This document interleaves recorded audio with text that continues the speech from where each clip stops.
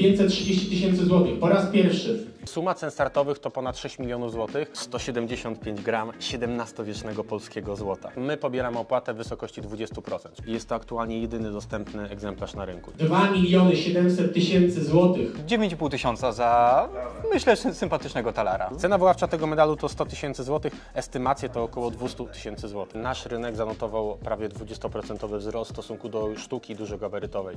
Fałszerstw jest dzisiaj ogromna ilość i niestety to będzie się poszerzało, ponieważ ceny monet wzrastają, więc fałszerze też zaczynają kombinować. Moi drodzy, na kanale Do Roboty dzisiaj ze mną jest Michał Niemczyk. Witam Cię serdecznie. Dzień dobry. Z Michałem spotkaliśmy się niedawno na kanale moim drugim, czyli Tata Vlog, gdzie pokazywaliśmy i opowiadaliśmy o tym, jak można inwestować w monety, jak można na nich zarabiać i jak można na nich stracić, bo w sumie ja miałem takie monety, które były bezwartościowe, więc śmiało możecie do tego materiału wrócić. Ale dzisiaj tematem będzie aukcja numizmatyczna, czyli to, czym najbardziej się zajmujecie.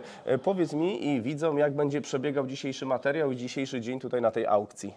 Dzisiaj aukcja jest wyjątkowa, ponieważ organizujemy aukcję 5 razy do roku. Natomiast raz do roku wykonujemy taką aukcję prestiżową i w tym roku przypada nasza aukcja 40, czyli jubileuszowa i odbywa się w hotelu Raffles Europejski w Warszawie. I licytacja będzie, tak jak widzicie, tym starym, takim staromodnym, fajnym sposobem, czyli ludzie na sali, co dzisiaj w ogóle przechodzi do lamusa na świecie. Nasz polski rynek dalej jest ożywiony. Będzie tutaj naprawdę, dzisiaj spodziewamy się dużej ilości ludzi. Ja z tego biurka będę prowadził na licytację. Pokażę Wam jedną rzecz. Jest młotek. Jest młotek jak za starych dobrych czasów. Mamy młotek, czyli będzie po raz pierwszy, po raz drugi, po raz trzeci. Po raz trzeci. Tak, sprzedane. I będzie sprzedane, więc mam nadzieję, że będzie dużo tych takich ewenementów, będzie tych super takich zaskoczeń, ale tych pozytywnych i na pewno euforii sporo spowodowane tym wszystkim, czym jest aukcja, ponieważ tu są emocje, niesamowite emocje, szczególnie dla osób, które wyczekują tych wymarzonych numizmatów. Dzisiaj rynek wygląda tak, że coraz trudniej zdobyć ten swój wymarzony egzemplarz, ponieważ ceny, nie ma co ukrywać, wzrosły i niektórzy czekają po niektóre swoje wymarzone przedmioty po kilka miesięcy, a nawet lata. A dzisiejsza aukcja pokaże Wam, że naprawdę mamy kilka ciekawych egzemplarzy, na przykład monetę, mam nadzieję, że za chwilę pójdziemy i pokażemy ją, za 2 miliony złotych cena wyławcza, więc tutaj naprawdę będzie się działo. I zobaczycie w ogóle, jak wygląda cała aukcja, jak to wygląda od tyłu, jak wygląda organizacja, bo wprowadzimy Was też w kuluary, więc bardzo się cieszę w ogóle z tego odcinka. Okej, ja również właśnie, bo sam fakt, hotel 5-gwiazdkowy, monety o wartości 2 milionów i nie tylko, ale tu jeszcze dla rozluźnienia tematu, wiemy, że jest ten młotek, ale czy Ty też tak szybko nadajesz jak w tych amerykańskich aukcjach, co ciężko czasem zrozumieć, tylko słychać te kwoty, które się przebijają. Też tak to tutaj będzie wyglądało? Staram się, natomiast mamy też kolekcjonerów starszych, mamy kolekcjonerów z zagranicy. Czasem jak muszę przeskoczyć, bo wchodzimy na monety zagraniczne i widzę, że licytują ludzie z zagranicy, staram się mówić po angielsku, natomiast jak mówię cyfry, to plączy mi się język. No tak. Oni mają łatwiej, bo oni mają tylko po angielsku, ale nie potrafię tak szybko. Jednak chcę, żeby ludzie zrozumieli, co mówią. Okej, no to przy tym dzisiaj zostaniemy. I więc zaczynając od początku, czyli monety, które dzisiaj tutaj będą wystawiane, które ludzie będą licytować, skąd Wy je macie? Czy to są monety wszystkie Wasze na dzisiejszej aukcji? Nie. Część monet pozyskujemy prywatnych ludzi, od domów aukcyjnych innych, czyli po prostu jeżeli widzimy rzadką monetę, którą ona ma potencjał, staramy się ją zakupić i właśnie wystawić potem na naszej aukcji. No takiej aukcji nie przygotowujemy się miesiąc przed. Taka aukcja w tym hotelu była przygotowana na ponad 6 miesięcy wstecz, więc jest to wydarzenie naprawdę, do którego się przygotowujemy. Do niej jest wydany taki profesjonalny album, czyli ta profesjonalna oprawa w tym eleganckim albumie. Również oczywiście przekazują nam monety z całego świata ludzie, czyli po prostu stare kolekcje, nowe kolekcje, kolekcjonerzy, którzy coś kupili, już tego nie chcą, bądź kolekcje, które po prostu są nieruszane przez lata, jak niektóre tutaj na przykład moneta z motylem. Jest to kolekcja, która była tworzona, można powiedzieć, po wojnie, dosłownie się skończyła, więc to była kolekcja, która po wojnie nie była dotknięta ludzką ręką i czekała aż do dzisiejszej tutaj aukcji, aby trafiła pod młotek. Więc z całego świata nabywamy te monety, ale głównie to są komisy, czyli sprzedaż komisowa. Jeżeli macie rzadkie monety, to oczywiście możecie to przyjść, my to wycenimy i wtedy wybieramy najlepszy sposób sprzedaży. Okej, czyli będzie dość intensywnie i prestiżowo, ale wspomniałeś wcześniej, że nie tylko osoby, które tutaj będą z nami na sali mogą licytować, tylko macie już wcześniej zgłoszenia, tak? Tak. Mogę się pochwalić, że przedmiotów jest ponad 700, 730 kilka 200 Monet dzisiaj? monet, medali, banknotów i odznaczeń i literatury fachowej, natomiast już samych zarejestrowanych do licytacji online, czyli nie tych osób, które są tutaj na sali, tylko do internetu mamy ponad 1300. Więc, osób, tak. Więc jeżeli by podzielić to na ilość przedmiotów, Wszystko sprzedane. to można powiedzieć, że 50% osób, które są w internecie, wyjdą bez przedmiotu. Oczywiście to tak nie można liczyć. Suma cen startowych to ponad 6 milionów złotych, a samych ofert przed licytacją już jest złożonych na trzykrotność tej kwoty wywoławczej całej aukcji. Można szybko policzyć. Można policzyć ile tak, więc zainteresowanie jest ogromne i naprawdę to robi super wrażenie dla nas, dla szczególnie prowadzących, którzy pamiętają te czasy jeszcze. Nasza pierwsza aukcja 13 lat temu, 2010 rok, jeszcze rozliczenia w Excelu, znaczy było chyba 180 przedmiotów, kilkadziesiąt osób tylko licytujących. Dzisiaj to są tysiące ludzi zarejestrowanych, szukających tych najrzadszych numizmatów. Czyli sporo się będzie dzisiaj działo. I tutaj też w sumie już przechodząc do dalszej części odcinka, zawsze pytamy o zarobki, o to, jak można na tym zarobić, to wy co z takiej aukcji macie? Bo jak to nie są na przykład wasze monety, albo je kupujecie, czy to jest prowizja od przeprowadzonych aukcji, czy jak to wygląda? Tak. Osoby, które wstawiają do nas przedmioty, głównie dzisiaj nie płacą prowizji, czyli przyjmujemy bez prowizji. Czyli tak jak przyszedłbyś do nas do firmy i miałbyś fajną, rzadką monetę, my ją przyjmujemy bezkosztowo, czyli po prostu ty ją wstawiasz i dostajesz 100% ceny, która zostaje wylistowana. Natomiast my pobieramy opłatę w wysokości 20%, czyli jeżeli wydajesz 1000 zł u nas na aukcji, nam płacisz 1200 zł. Oczywiście w tym są wszystkie opłaty podatkowe, cała oprawa, czyli to wszystko, co jest profesjonalne, czyli certyfikaty, wysyłka i oczywiście tutaj gwarancja oryginalności dożywotnie. Czyli za monetę, którą za chwilkę pokażemy o wartości 2 milionów, no to już... Trzeba zapłacić 400 000 złotych prowizji, jeżeli by się wylistowało ją za 2 miliony złotych. Ale raczej wylicytuje się za... Zobaczymy dzisiaj na aukcji. Dużo więcej, chciałem to powiedzieć. Zobaczymy, jak to będzie wyglądało. I przebieg, powiedzmy, takiej aukcji, czy to jest klasyczny przebieg, tak jak widzimy to właśnie w telewizji, że podnosimy karteczki, ty sprawdzasz, kto jaką kwotę oferuje i po prostu przelicytowujemy się, czy to jest jakiś specyficzny, inny rodzaj aukcji? Tak, tutaj w ogóle muszę powiedzieć, że to taki jest stereotyp, że naprawdę klient wysoko podnosi numerek do licytacji. Nie, każdy klient się różni. Niektórzy pokazują to paluszkiem, niektórzy pokazują to długopisem, niektórzy pokazują to numerkiem wysoko, niektórzy mają naprawdę mocny, wysoki ruch ręką. Każdego kolekcjonera, dlatego mam tutaj 2 osoby do pomocy, ponieważ muszę obserwować prawie 100 osób na żywo, dodatkowo osoby w internecie, które muszę zwracać uwagę, więc naprawdę się dzieje, ponieważ każdy ma swój sposób licytacji. Niektórzy pokazują tylko numerek i szybko opuszczają, każdy ma indywidualne podejście do tego. A licytacje, które też są właśnie w internecie, to one są na żywo, czy to już są zapisane oferty, które zamykacie w którymś momencie? Nie.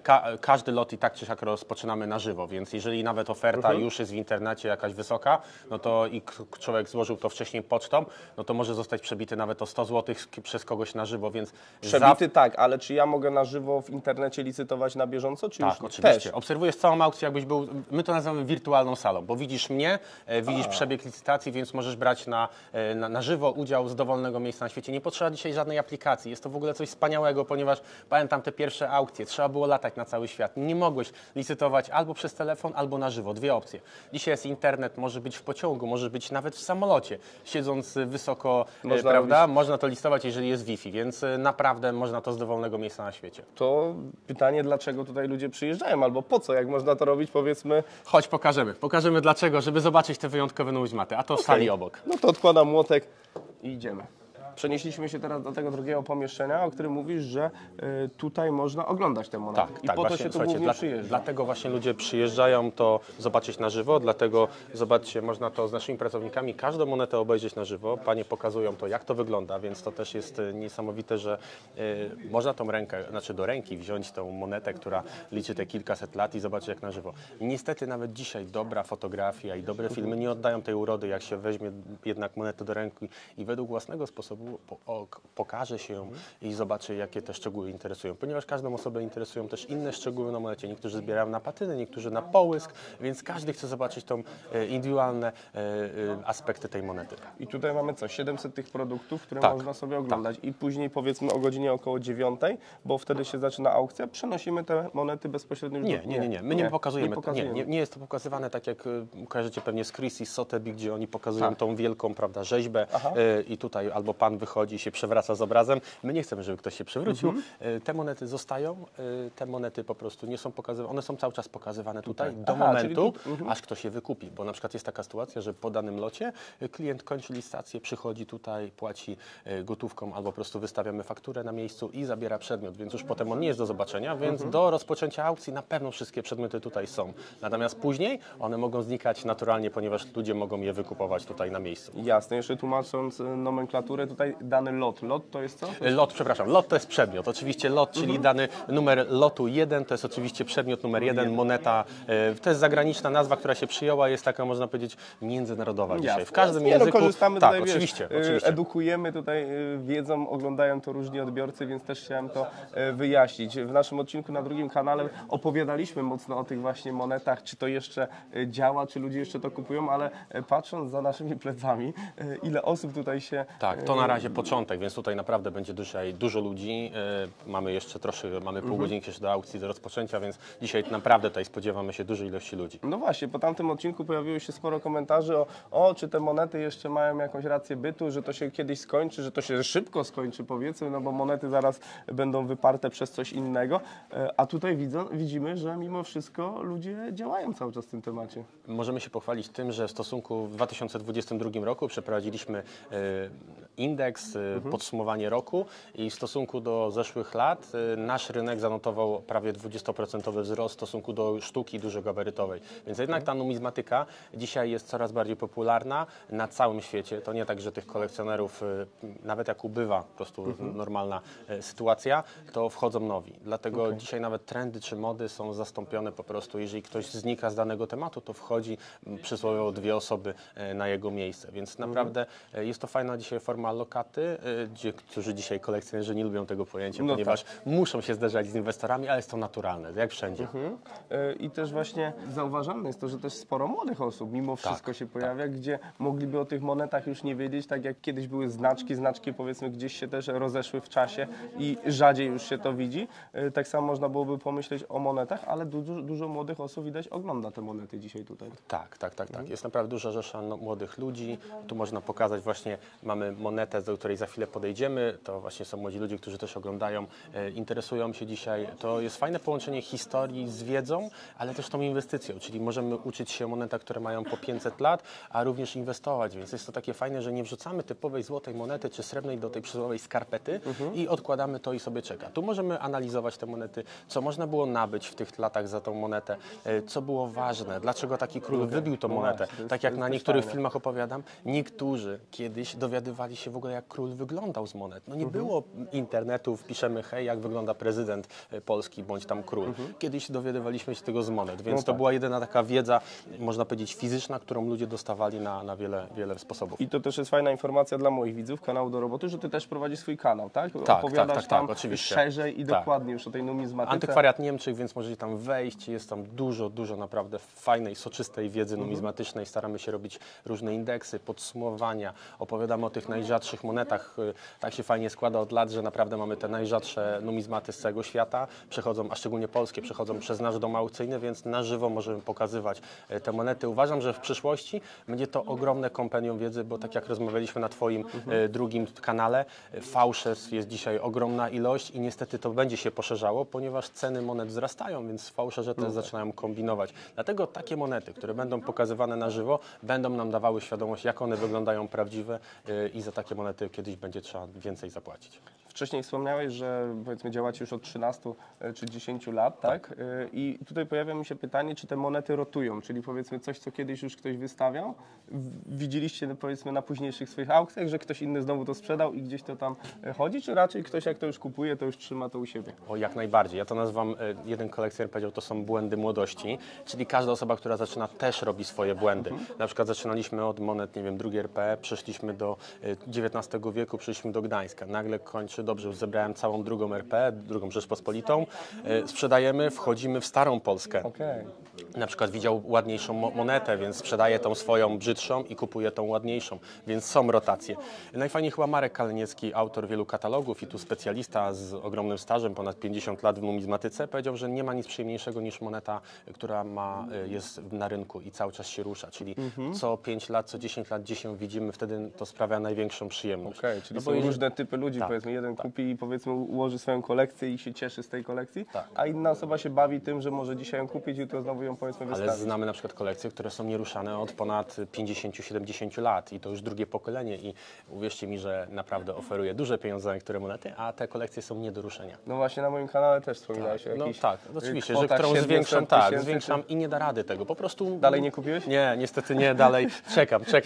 Trochę czasu minęło, myślałem, że podbiłeś stawkę i mimo wszystko ta Nie, osoba niestety. się zgodziła. Czekam, może jak zobaczę po prostu aukcję tej 50 dukatówki za 2 miliony złotych, to może coś się tutaj zmieni. No to do tej aukcji zaraz przejdziemy, to zobaczmy ją na żywo. Dobrze, Może, bo chodźcie, zobaczycie, pokażę Wam, jak wygląda moneta, której cena startowa to 2 miliony złotych. mamy już rękawiczki białe na rękach. Tutaj ta moneta o wartości aktualnie 2 milionów, bo to Cena wyławcza, tak. No robi wrażenie, ja sobie chciałbym też wziąć do ręki. Matko. 175 gram XVII-wiecznego polskiego złota. Jest to do XVII wieku najcięższa złota polska moneta bita. Oczywiście to jest 100 dukatów, natomiast tym samym stemplem właśnie została wybita ta 50 dukatówka. Jest to aktualnie jedyny dostępny egzemplarz na rynku. Czyli trzymasz monetę unikalną, jeżeli chodzi o rzadkość. Dodatkowo monety, której nie ma żadne muzeum u nas w Polsce. No i moneta, która prawdopodobnie sam król Zygmunt III Waza albo jego synowie trzymali w ręku. No robi wrażenie, robi wrażenie. Teraz jak opowiadasz o tym, to właśnie czuję tą powiedzmy wielkość tej monety. Nawet nie chodzi o to, o wagę i o cenę, ale o wielkość powiedzmy tej historii w ręce. Ile trzymałem w ręce, to dowiemy się za jakieś 3 godziny, jako wartość pieniężną. Pewnie coś takiego, dokładnie. To wtedy Tutaj też podsumujemy.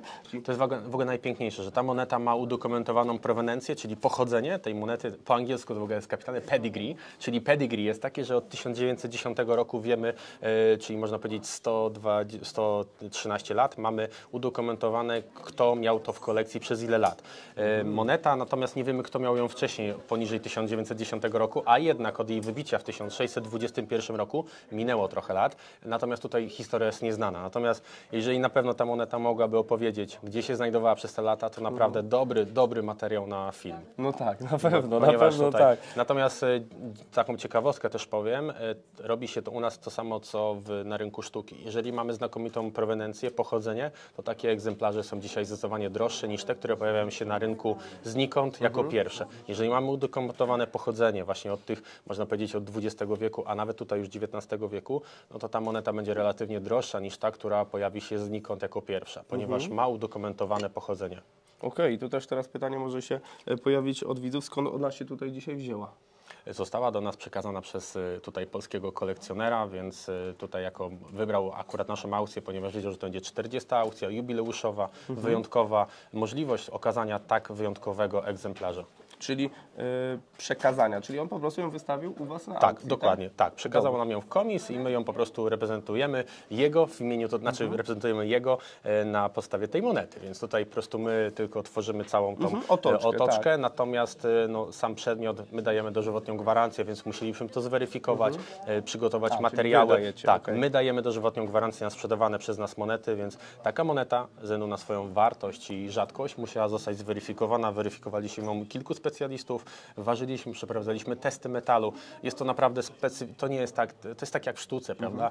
Badanie obrazów, wieku. My musimy zbadać stop metalu, żeby wiedzieć pewne, bałagan, który znajduje się przy złocie dukatowym, czyli tej próby 986, pozwala nam udokumentować, czy ona jest nieoryginalna, znaczy oryginalna bądź nieoryginalna, przez to, że wiemy, jaka jest zawartość, powinna być zawartość z tamtych czasów w dukatach srebra, miedzi, czyli tych dodatków, jak to wszyscy mówią, bałaganu, do tego prawidłowego metalu, czyli złota.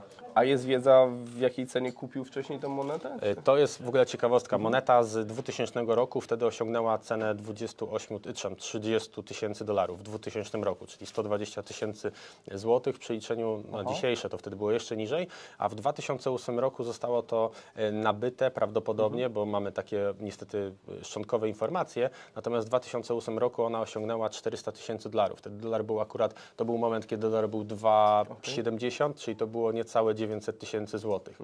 No dzisiaj, prawda, to jest 2 miliony plus ten licytacja. Prawdopodobnie podejrzewam, że to osiągnie dzisiaj około 3-3,5 miliona złotych, więc mamy trzykrotnie, cena zwiększyła się przy tak dużym gabarycie. W 10 lat, W 10 lat to jednak robi niesamowite wrażenie. U nas jeszcze jedna rzecz, która wygrywa, w ogóle super rzecz usłyszałem ostatnio od kolekcjonera numizmatów, że możemy posiadać 10 mieszkań o wartości, powiedzmy, prawda, nie wiem, tam strzelam 5 milionów złotych, a możemy też mieć kolekcję monet o wartości 10 milionów złotych i nie potrzebujemy tego gabarytu, możemy to przenosić i tą kolekcję zmieścimy w kawalerce.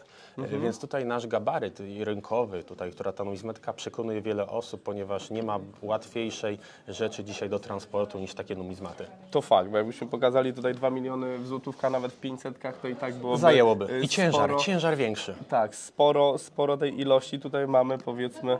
175 gramów. 175 gramów, Tak. możemy schować sobie to do kieszeni i wyjechać. Nikt by nie widział, gdybyś wyszedł z hotelu z tą monetą i, prawda, przekazał sobie ją, nie wiem, w domu gdzieś schował, to tylko ty wiesz o tym. No właśnie, jeszcze przed tą aukcją pytanie takie podsumowujące.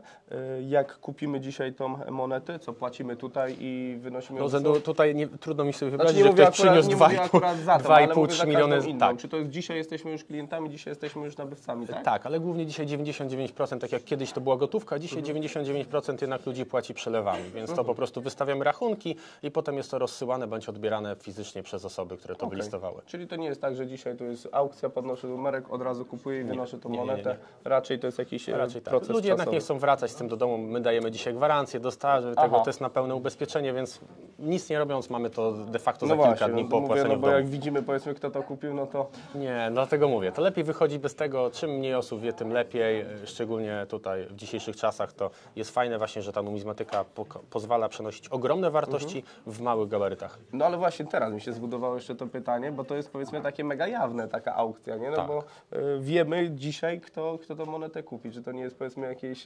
Nie wiemy, bo będzie licytacja. Wiele osób jeszcze wykorzystuje taki sposób, że na przykład tutaj mamy naszych pracowników, którzy licytują z klientami, którzy są na sali, obserwują ją, ale sami nie podnoszą numerku do licytacji, tylko robią to przez naszych pracowników. Więc de facto klient jest na sali, ja wiem, kto to licytuje, ponieważ wcześniej mi się zgłasza, mój pracownik jest na sali, podnosi w jego imieniu bądź jej imieniu numerek, ale wtedy nikt o tym nie wie, kto to kupił. Okej, czyli wasz dom aukcyjny też ma w ofercie powiedzmy... Tak, tak, można powiedzieć anonimową licytację na sali. Jest to bardzo fajne, ponieważ ludzie też nie chcą się pokazywać No do końca. właśnie, o to też chciałem spytać, no bo ktoś kupuje monetę za 3 miliony, no to za chwilkę wiemy, kto to był. Dobra, Michał, teraz też nie przedłużamy, czekamy na tą aukcję, bo zostało nam Za chwilę pokażemy licytację na żywo, więc tutaj okaże się, jak to wszystko wygląda. minut. Pooglądamy sobie jeszcze te monety tutaj, bo one będą cały czas wystawione. Do momentu zakończenia aukcji, tylko mówię, tak jak niektórzy mogą odbierać te monety, więc niektóre nie będą dostępne, natomiast tą 50-dukatówka ze względu na wartość na pewno będzie tu do końca aukcji. Jasne, to my teraz z kanałem do roboty się porozglądamy, czekamy Zapraszam. na tą licytację, a później jeszcze się złapiemy. Super, do zobaczenia. 530, wracamy do gry, 530 tysięcy złotych po raz pierwszy. Mamy 540 tysięcy złotych, 540 tysięcy złotych po raz pierwszy. 540 tysięcy złotych po raz pierwszy. 2 miliony 150 tysięcy złotych po raz pierwszy. Mam 2 miliony 250 tysięcy. Mam 2,5 miliona, znaczy 2 miliony, przepraszam, 2 miliony 450 tysięcy złotych. Mamy 2 miliony 500 tysięcy. Mamy 2,5 miliona, mamy 2550 zł, 2 miliony 550 zł po raz pierwszy. Mamy 2 miliony 700 tysięcy, 2 miliony 700 tysięcy złotych po raz pierwszy, po raz drugi, 2 miliony 700 tysięcy złotych po raz trzeci. Czekamy na ostatnie oferty i sprzedane za 2 miliony 700 tysięcy złotych.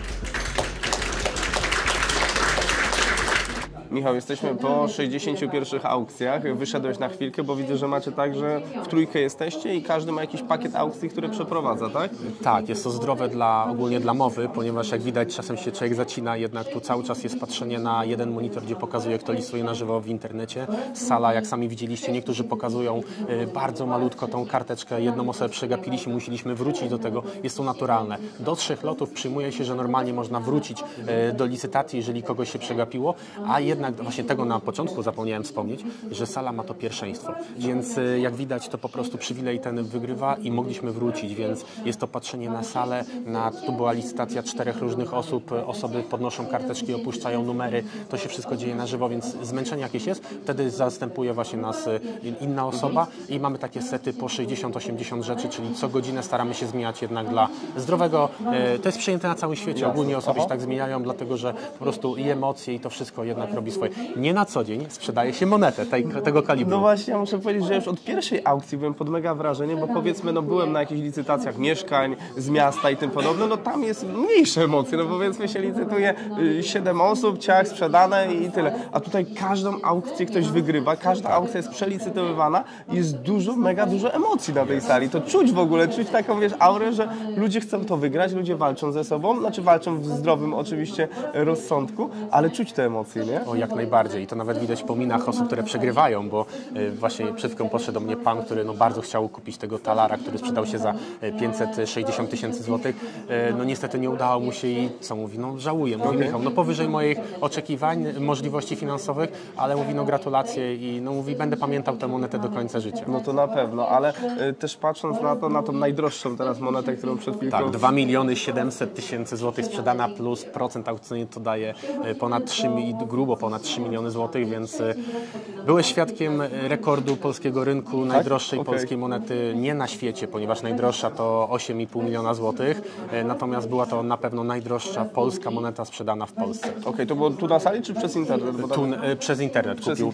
Na sali była licytacja do 2,5 miliona złotych, następnie bili się klienci w internecie. No i właśnie tutaj też mnie ciekawi pewnie widzów, od czego zależy cena, o którą przelicytowujemy. No bo podnosimy kartkę i skąd wiadomo, że raz jest o 100 zł, raz o 500, raz o 1000, a raz o 100 000. Są progi, czyli na przykład do 1000 zł, od 1000 zł jest co 100 zł, od 2000 to 200 zł, zazwyczaj to jest 10%. Super, Michał, my jeszcze poobserwujemy tę aukcję, później oczywiście wrócimy do Ciebie, żeby podsumować ten materiał, Dobra. bo jak dla mnie już mamy sporą robotę, którą zrobiliśmy i sporo ciekawostek, które przekazaliśmy naszym widzom.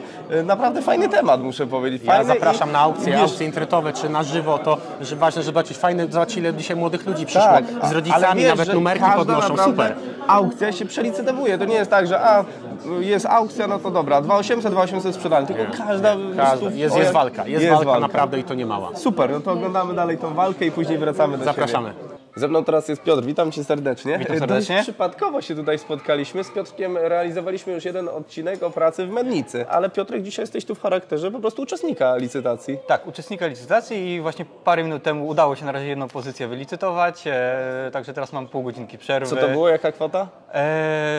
9,5 tysiąca za, myślę, sympatycznego talara. Okej, 9,5 tysiąca za sympatycznego talara. Ja nadal nie rozumiem tych wartości i tego wszystkiego, jak to się wycenia, ale czuję tą właśnie, czuję tą historię, tą smykałkę w tych monetach ukrytą, że warto się tym bawić, nie?